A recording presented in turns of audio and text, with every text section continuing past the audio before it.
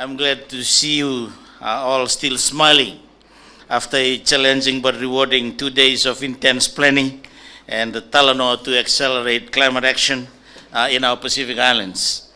It is appropriate that we finish with an event that showcases climate and ocean issues, tonight's Blue Climate Evening. I am delighted to open this unique initiative from the private sector that targets the global pearl and luxury market led by Fiji's own J. Hunter Pearls. Justin and Lynn Hunter and Peter Becher, the CEO of the renowned international partner, the Paspali Pearling Company. The initiative is special because it is an industry that is on the front line of the impacts of climate and ocean change. Ocean acidification and a warming ocean threaten the ability of the pearl oyster shells to form in their natural environment. The Blue Pledge recognizes the work that coastal communities can do in managing healthy ocean spaces. It introduces the possibility of engaging Fiji and other Pacific communities in ocean conservation and pearling and tying their stories to the luxury pearl market at a global level while supporting the sustainability of our oceans. I will leave it to Justin and Peter to expand on this, but the Excellencies, the Pacific Island countries face two threats that impact us and the rest of the planet: ocean change and climate change. It is initiatives such as the Blue Pledge that create innovative ways to deal with both these challenges. This is the approach we need to take with building our blue economies.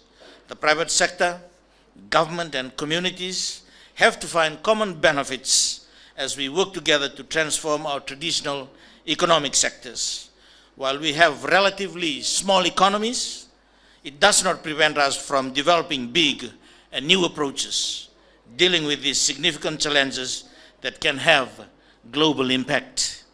I congratulate Justin and Lynn Hunter and Peter Becher on the Blue Pledge initiative. I look forward to a time when I see a set of pearls in London or New York, knowing that they come from Dhakonrove or Maduata or the Azores, or maybe even from my province, Tailevu.